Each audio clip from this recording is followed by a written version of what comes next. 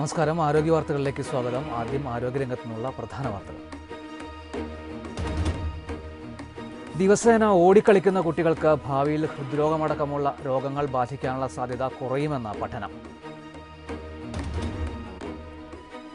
ഉറക്കത്തിനിടെ പലവട്ടം മൂത്രമൊഴിക്കാൻ എഴുന്നേൽക്കുന്നത് ഒഴിവാക്കാൻ ഭക്ഷണത്തിലെ ഉപ്പിന്റെ അളവ് കുറച്ചാൽ മതിയെന്ന് ഗവേഷകർ. ആധ്യാത്മിക കേന്ദ്രങ്ങളിലെ സന്ദർശനവും ആധ്യാത്മിക പരിപാടികളിൽ പങ്കെടുക്കുന്നതും മനസ്സിന് ഗുണം ചെയ്യുമെന്ന് പഠനം.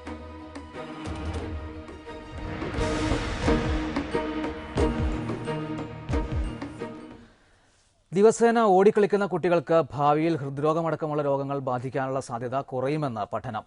അരവണ്ണം കൂടിയ കുട്ടികൾ നിർബന്ധമായും ഓടിക്കളിക്കണമെന്നും പഠനത്തിൽ പറയുന്നു. അമേരിക്കയിലെ നോർത്ത് കരോളിനയിലുള്ള വേക്ക് ഫോറസ്റ്റ് സർവകലാശാലയിലാണ് പഠനം നടത്തിയത്.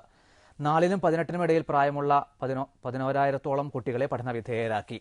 ഹൃദ്രോഗം, പക്ഷാഘാതം, പ്രമേഹം തുടങ്ങിയ രോഗങ്ങൾ ബാധിക്കാനുള്ള സാധ്യത പതിവായി കളിക്കുന്ന കുട്ടികളിൽ കുറവാണെന്നും പഠനത്തിൽ തെളിഞ്ഞു. ദിവസേന 10 മിനിറ്റെങ്കിലും ഓടിക്കളിക്കാൻ കുട്ടികളെ അനുവദിക്കണമെന്നും പഠനത്തിന് നേതൃത്വം നൽകിയ സർവകലാശാല അധികൃതർ അറിയിച്ചു. മനോരോഗങ്ങളും ചലനവൈകല്യങ്ങളും എന്ന വിഷയത്തെക്കുറിച്ചാണ് ആരോഗ്യ വാർത്തകൾ ഇന്ന് ചർച്ച ചെയ്യുന്നത്. ചർച്ചയിൽ പങ്കെടുക്കുന്നത് തിരുവനന്തപുരം പേരൂർക്കട മാനസിക ആരോഗ്യ കേന്ദ്രത്തിലെ കൺസൾട്ടന്റ് സൈക്യാട്രിസ്റ്റായ ഡോക്ടർ അരുൺ ബി നായരാണ്. നമസ്കാരം ഡോക്ടർ. ആരോഗ്യ വാർത്തകളിലേക്ക് സ്വാഗതം. ഡോക്ടർ, ആദ്യമായി ചോദിക്കാനുള്ള കാര്യം, ഡോക്ടർ, ഈ മാനസിക രോഗം മൂലമുള്ള ചലനവൈകല്യങ്ങളെ നമുക്ക് ഏതെല്ലാം തരത്തിൽ തരംതിരിക്കാമെന്ന് പറയാമോ?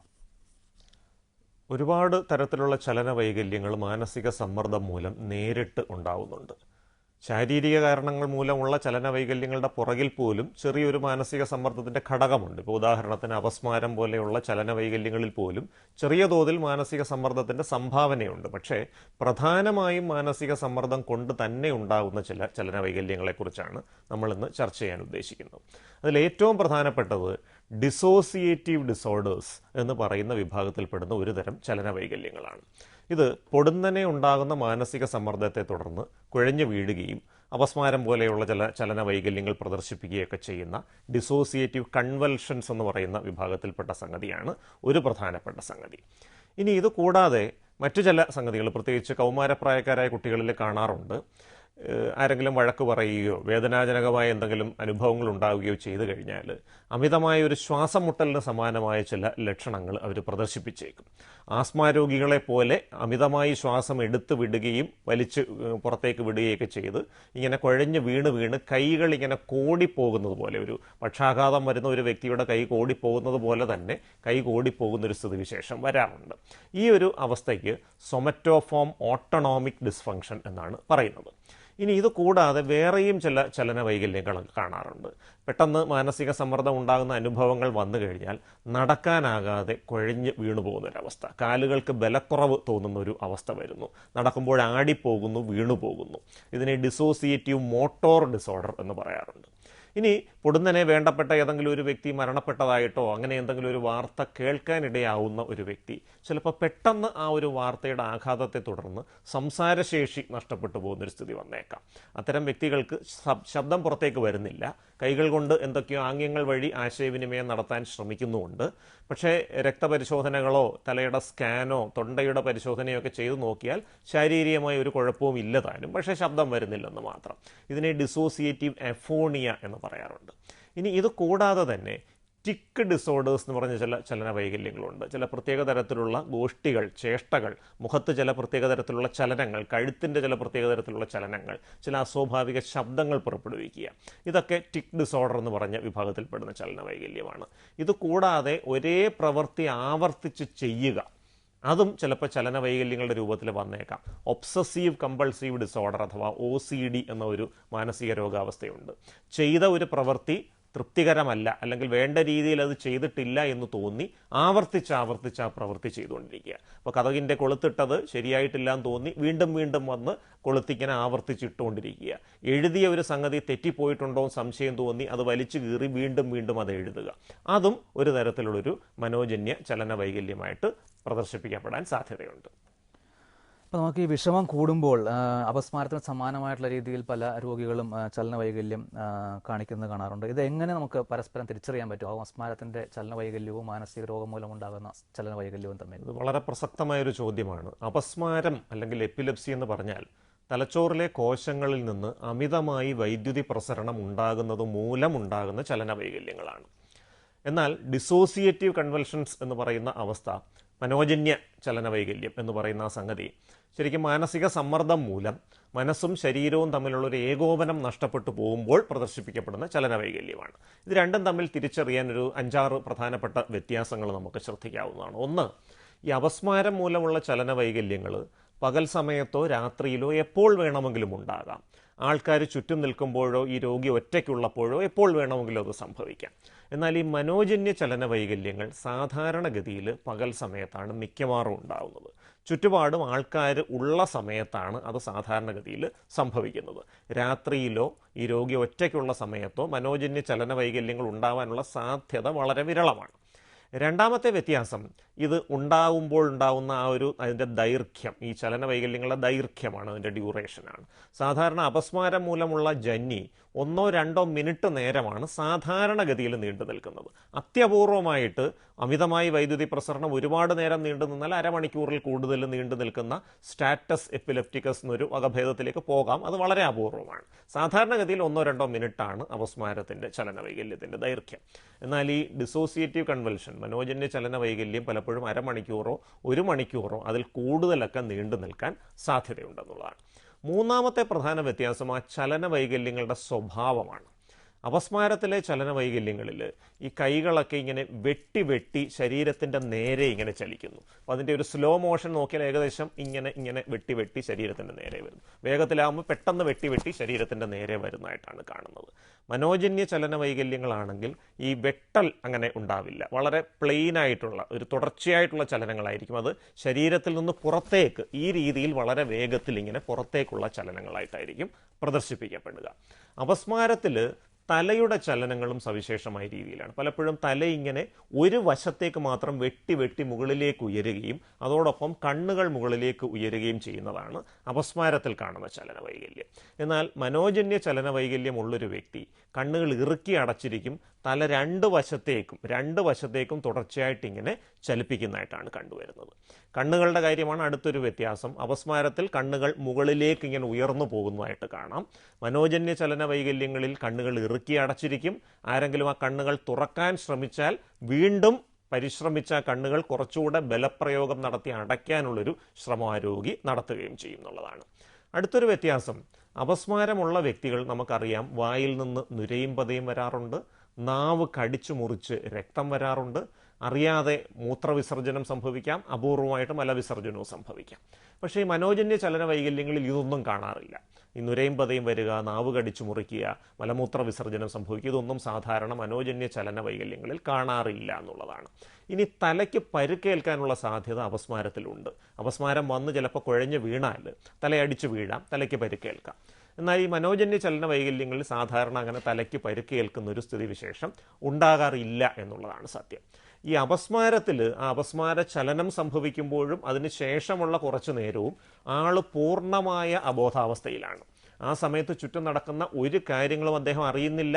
ആ സമയത്ത് ആളുകൾ സംസാരിക്കുന്നതോ തന്നെക്കുറിച്ച് പറയുന്നതോ തന്നെ വിളിക്കുന്നതോ ഒന്നും ആ വ്യക്തി അറിയുന്നതേയില്ല. അതുകൊണ്ട് തന്നെ അതിനുശേഷം ഉണർന്നതിന് ശേഷം പൂർണ്ണമായി ഒരു ബ്ലാക്ക് ഔട്ട് പോലത്തെ ഒരു അവസ്ഥയിൽ നിന്ന് ഉണരുന്ന ഒരു സ്ഥിതിവിശേഷമായിരിക്കും. എന്നാൽ മനോജന്യ ചലനവൈകല്യങ്ങളുള്ള വ്യക്തിക്ക് ഉള്ളിൽ ഓർമ്മയുണ്ട്. അതുകൊണ്ട് തന്നെ ചുറ്റും ആൾക്കാർ തന്നെ വിളിക്കുന്നു, തന്നെക്കുറിച്ച് സംസാരിക്കുന്നു, ഇതെല്ലാം അയാൾ അറിയുന്നുണ്ടെന്നുള്ളതാണ്. പക്ഷെ പ്രതികരിക്കാൻ കഴിയുന്നില്ല. അപ്പോൾ മനോജന്യ ചലനവൈകല്യം ഉള്ള ആളുകൾ പറയുന്നൊരു വിവരണം തന്നെ അങ്ങനെയാണ്: എനിക്ക് കണ്ണ് തുറക്കാൻ പറ്റുന്നില്ല, നാക്കെടുക്കാൻ പറ്റുന്നില്ല, പ്രതികരിക്കാൻ പറ്റുന്നില്ല, പക്ഷേ ചുറ്റും നടക്കുന്നതെല്ലാം ഞാൻ കേൾക്കുന്നുണ്ട്, അറിയുന്നുണ്ട്. പലപ്പോഴും രസകരമായൊരു കാര്യം, ഈ രോഗികൾ ഉണർന്നു വന്നതിന് ശേഷം കുറച്ച് കഴിയുമ്പോൾ പറയും, ഞാനിങ്ങനെ ബോധം കെട്ട് കിടന്ന സമയത്ത് നിങ്ങളെന്നെക്കുറിച്ച് കുറ്റം പറഞ്ഞതൊക്കെ ഞാൻ കേട്ടു. ആ വാചകങ്ങൾ പോലും അവർ ആവർത്തിക്കാനും സാധ്യതയുണ്ടെന്നുള്ളതാണ്. അപ്പോൾ ഇതൊക്കെയാണ് സാധാരണഗതിയിൽ ഈ അപസ്മാരം മൂലമുള്ള ചലനവൈകല്യവും മനോജന്യ ചലനവൈകല്യവും തമ്മിലുള്ള വ്യത്യാസം. അപസ്മാര ചലനവൈകല്യം ഒരു മെഡിക്കൽ എമർജൻസിയാണ്. അത് എത്രയും പെട്ടെന്നൊരു ഡോക്ടറെ കാണിച്ച് ആ അപസ്മാരത്തിനുള്ള ചികിത്സ കൊടുക്കണം. തലച്ചോറിൽ നിന്നുള്ള അമിത വൈദ്യുതി പ്രസരണം ഒഴിവാക്കാനുള്ള മരുന്നുകൾ കൊടുക്കേണ്ടത് അത്യാവശ്യമാണ്. എന്നാൽ മനോജന്യ ചലന വൈകല്യങ്ങളുടെ ചികിത്സയുടെ ഒരു പ്രധാനപ്പെട്ട ഒരു പടി എന്ന് പറയുന്നത് അതിനെ വലിയ പ്രാധാന്യം കൊടുക്കാതിരിക്കുക എന്നുള്ളത് തന്നെയാണ്. ഇതാണ് ഇത് രണ്ടും തമ്മിലുള്ള ഒരു പ്രധാന വ്യത്യാസങ്ങൾ. ഇനി ഒരു ഇടവേളയാണ്. ഇടവേളയ്ക്ക് ശേഷം ചർച്ച തുടരും.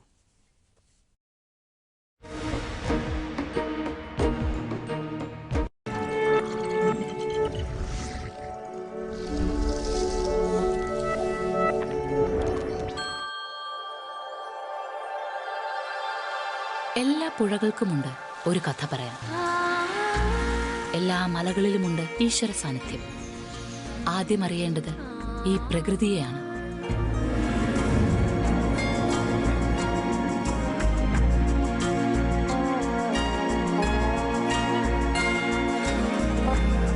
സഞ്ചാരപഥങ്ങളിൽ, മോക്ഷമലകളിൽ, തപസ്ഥലികളിൽ, ചരിത്ര സ്മാരകങ്ങളിൽ, ക്ഷേത്ര സന്നിധികളിൽ പ്രകൃതിയുടെ ഊർജത്തെ അന്വേഷിക്കുന്ന തീർത്ഥയാത്ര ഉദയാമൃതം. എല്ലാ ദിവസവും രാവിലെ 6:30 നിങ്ങളുടെ സ്വന്തം അമൃത ടിവിയിൽ.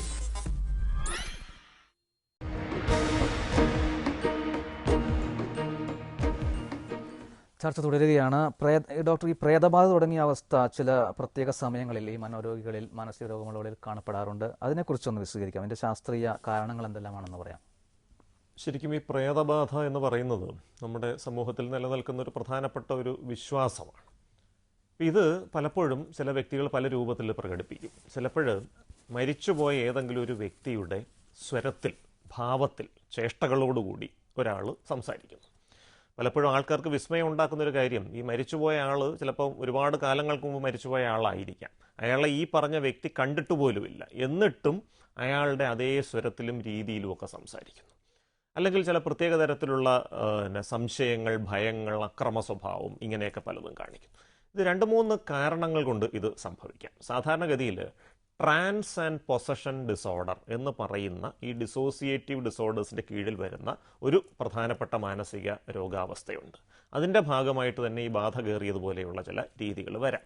ഇത് എന്തുകൊണ്ടുണ്ടാകുന്നു എന്ന് ചോദിച്ചാൽ, പലപ്പോഴും ഉപബോധ മനസ്സിൽ നമ്മൾ കണ്ടതും കേട്ടതും വായിച്ചതും പറഞ്ഞത് കേട്ടതുമായിട്ടുള്ള ഒരുപാട് അറിവുകൾ ഇങ്ങനെ നിൽപ്പുണ്ട് എന്നുള്ളതാണ്. ഇപ്പോൾ പണ്ട് കാലത്ത് നമ്മുടെ തറവാട്ടിലുണ്ടായിരുന്ന ഒരു മുതുമുത്തച്ഛൻ, വളരെ പ്രതാപിയായിരുന്ന ഒരു വ്യക്തി, അദ്ദേഹത്തെക്കുറിച്ച് ആരൊക്കെയോ പറഞ്ഞു കേട്ടിട്ടുണ്ടാവും. ആ മുതുമുത്തച്ഛൻ സംസാരിച്ച രീതിയെക്കുറിച്ച് നമ്മളോട് ആരെങ്കിലും വളരെ മനോഹരമായ രീതിയിൽ വർണ്ണിച്ചു തന്നിട്ടുണ്ടാവും. അപ്പം അതെല്ലാം കൂടെ കേട്ടിട്ട് ആ മുതുമുത്തച്ഛനെക്കുറിച്ച് നമ്മുടെ മനസ്സിലൊരു രൂപരേഖയുണ്ടാവുന്നു, ഒരു ടെംപ്ലേറ്റ് ഉണ്ടാവുന്നു, നമ്മുടെ മനസ്സിലുണ്ട്. അത് ഈ കേട്ടറിവുകളും കണ്ടറിവുകളും മറ്റൊരാൾ അനുകരിച്ച് തന്ന കാര്യങ്ങളും ഇതിൻ്റെ എല്ലാം കൂടെ ചേർത്ത് നമ്മുടെ ഭാവനകളും കൂടെ ചേർത്താണ് ആ ഒരു രൂപം ഉണ്ടാവുന്നത്.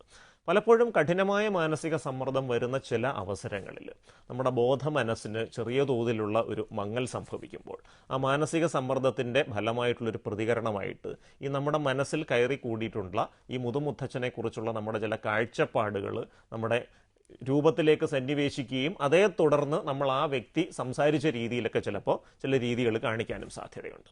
അത് പലപ്പോഴും ഈ കേട്ടറിവുകൾ നമ്മുടെ ഉപബോധ മനസ്സിനെ സ്വാധീനിക്കുകയും അത് സമ്മർദ്ദം വരുമ്പോൾ പുറത്തു വരികയും ചെയ്യുന്നൊരു സ്ഥിതിവിശേഷമാണെന്നുള്ളതാണ്.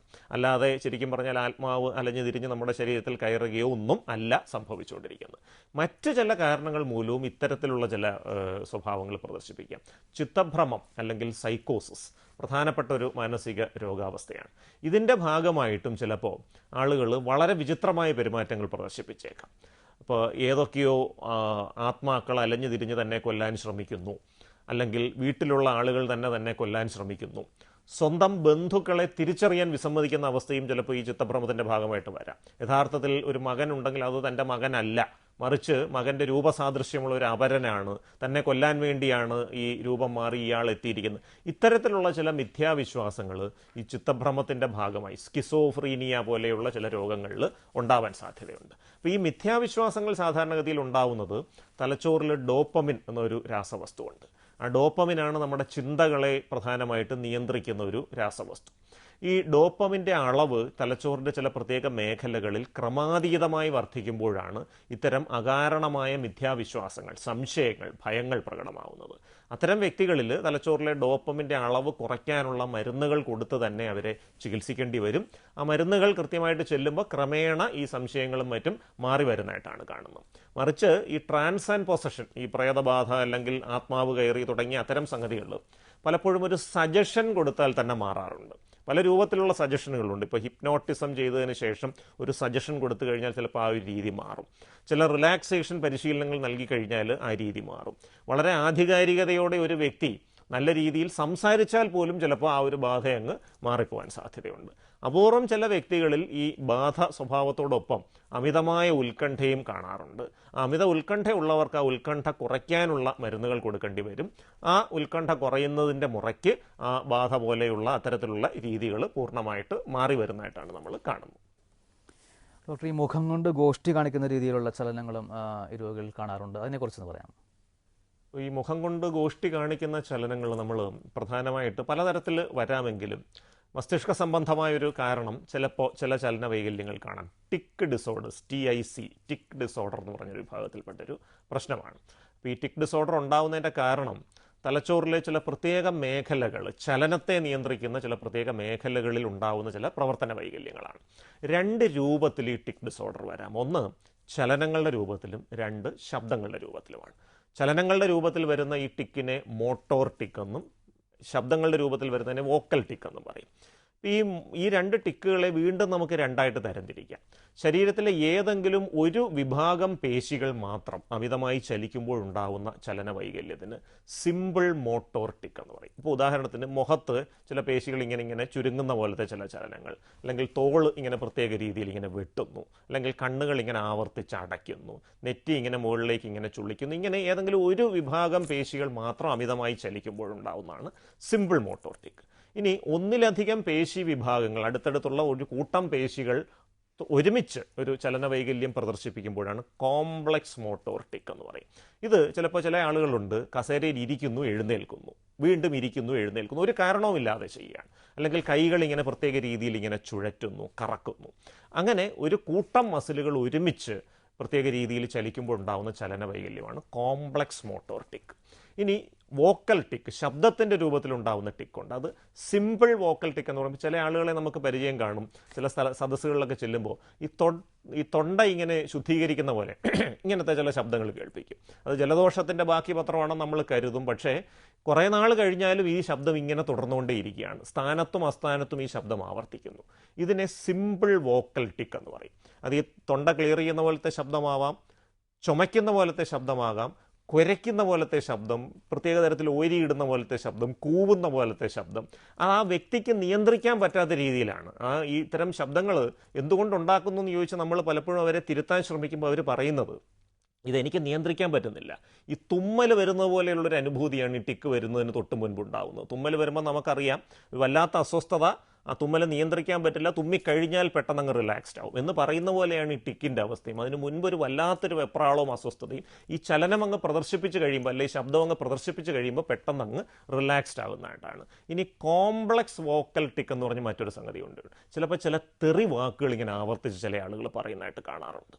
ഒരു കാര്യമില്ലാതെ 1-2 തെറി വാക്കുകൾ, വ്യക്തമായ വാക്കുകളാണ്, അസഭ്യ വാക്കുകളുമായിരിക്കും. അത് വെറുതെ ഇരിക്കുന്ന സമയത്ത് പോലും ഒരു കാരണവുമില്ലാതെ ഇങ്ങനെ ആവർത്തിച്ചുകൊണ്ടിരിക്കുന്നു. അതിനെയാണ് കോംപ്ലക്സ് വോക്കൽ ടിക്ക് എന്ന് പറയുന്നത്. അതും ഈ പറയുന്ന പോലെ ആ വ്യക്തിക്ക് നിയന്ത്രിക്കാൻ പറ്റാത്ത തരത്തിലുള്ളൊരു ചലന വൈകല്യത്തിൻ്റെ ഭാഗമാണ്. ഇതെല്ലാം ഈ തലച്ചോറിലെ ചലനങ്ങളെ നിയന്ത്രിക്കുന്ന ബേസൽ ഗാംഗ്ലിയ എന്ന് പറയുന്ന ആ ഒരു മേഖലയുടെ പ്രവർത്തന വൈകല്യങ്ങൾ മൂലം ഉണ്ടാകുന്ന ചലന വൈകല്യങ്ങളാണ്. കൃത്യമായ ചികിത്സയിലൂടെ നമുക്കത് പരിഹരിച്ചെടുക്കാനും സാധിക്കാറുണ്ട്. ഒരു ചോദ്യം കൂടി ചുരുക്കി പറയണമെന്ന് അപേക്ഷിക്കുകയാണ്, സമയക്കുറവ് കൊണ്ട്. ഡോക്ടർ, ഈ ചലന വൈകല്യങ്ങളുടെ ചികിത്സ എപ്രകാരമാണെന്ന് വിശദീകരിക്കാമോ? ചലന വൈകല്യങ്ങൾക്കെല്ലാം വളരെ ഫലപ്രദമായ ചികിത്സയുണ്ട്. മിക്കവാറും ചലന വൈകല്യങ്ങൾക്ക് മരുന്നുകൾ വഴി ചികിത്സിക്കാം. അപ്പോൾ ഞാൻ ഈ പറഞ്ഞ ടിക്ക് എന്ന് പറഞ്ഞ സംഗതിക്ക് തലച്ചോറിലെ ഡോപ്പമിൻ്റെ അളവ് ക്രമീകരിക്കുന്ന മരുന്നുകൾ, അമിത ഉത്കണ്ഠ മൂലമുള്ള ചലന വൈകല്യങ്ങൾക്ക് വിഷാദവിരുദ്ധ, ഉത്കണ്ഠാവിരുദ്ധ ഔഷധങ്ങൾ, ആ മരുന്നുകൾ വഴി തലച്ചോറിലെ രാസവസ്തുക്കളുടെ അളവ് ക്രമമാവുമ്പോൾ ഈ ചലന വൈകല്യങ്ങളെല്ലാം കുറയും. ഇതോടൊപ്പം ചില റിലാക്സേഷൻ പരിശീലനങ്ങളും മനഃശാസ്ത്ര ചികിത്സകളും കൂടെ ആവുമ്പോൾ പൂർണ്ണമായിട്ടും ഇത്തരം ചലന വൈകല്യങ്ങളെ, മിക്കവാറും സംഗതികളെ നമുക്ക് ഭേദപ്പെടുത്തിയെടുക്കാൻ സാധിക്കാറുണ്ട്. വളരെയധികം നന്ദി ഡോക്ടർ, ഇത്രയും കാര്യങ്ങൾ വിശദീകരിച്ചു തന്നതിന്. മനോരോഗങ്ങളും ചലനവൈകല്യങ്ങളും എന്ന വിഷയത്തെക്കുറിച്ചാണ് ആരോഗ്യ വാർത്തകൾ ഇന്ന് ചർച്ച ചെയ്തത്. തിരുവനന്തപുരം പേരൂർക്കട മാനസിക ആരോഗ്യ കേന്ദ്രത്തിലെ കൺസൾട്ടന്റ് സൈക്കാട്രിസ്റ്റായ ഡോക്ടർ അരുൺ ബി നായരാണ് ചർച്ചയിൽ പങ്കെടുത്തത്. ഡോക്ടർ വളരെയധികം നന്ദി. ആരോഗ്യ വാർത്തകളിൽ വീണ്ടും ഒരു ഇടവേള.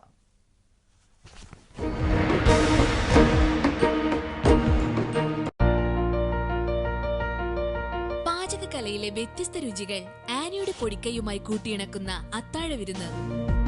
മലയാളികളുടെ പ്രിയ താരങ്ങൾ അവരുടെ വിശേഷങ്ങളുമായി ആനിക്കൊപ്പം ചേരുന്നു.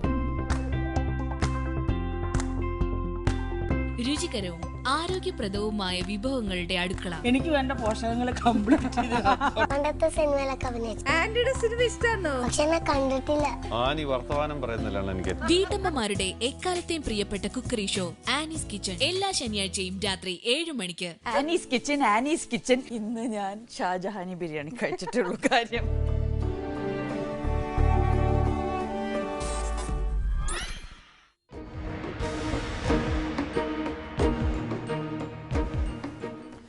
ആധ്യാത്മിക കേന്ദ്രങ്ങളിലെ സന്ദർശനവും ആധ്യാത്മിക പരിപാടികളിൽ പങ്കെടുക്കുന്നതും മനസ്സിന് ഗുണകരമെന്ന പഠനം. സ്നേഹവും ആഹ്ലാദവും ഓർമ്മശക്തിയും വളർത്താൻ ഇത്തരം ശീലങ്ങൾ വളർത്തിയെടുക്കുന്നത് വഴി സാധിക്കും. ഡോപ്പമിൻ, സീറോട്ടോണിൻ എന്നീ ഘടകങ്ങൾ ഉത്തേജിപ്പിക്കപ്പെടുന്നത് വഴിയാണ് മെച്ചപ്പെട്ട മാനസിക നില കൈവരിക്കാൻ സാധിക്കുന്നതെന്നും പഠനത്തിൽ കണ്ടെത്തി.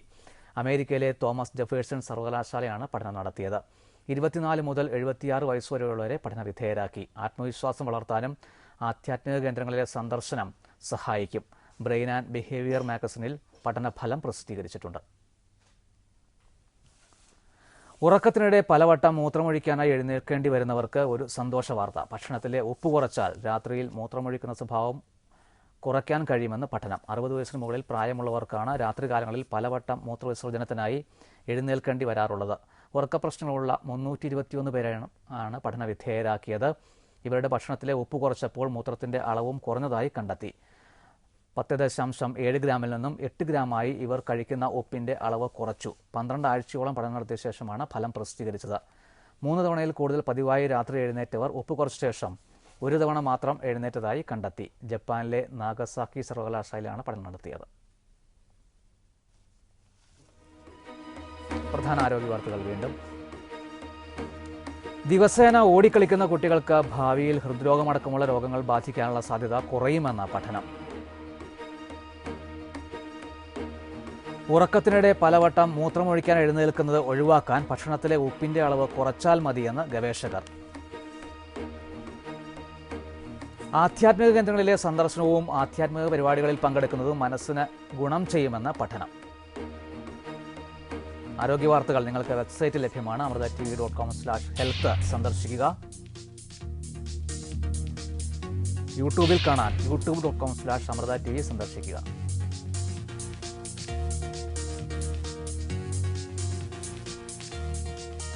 ആരോഗ്യ വാർത്തകൾ വീണ്ടും നാളെ ഉച്ചയ്ക്ക് 12:30 കാണാം. നമസ്കാരം.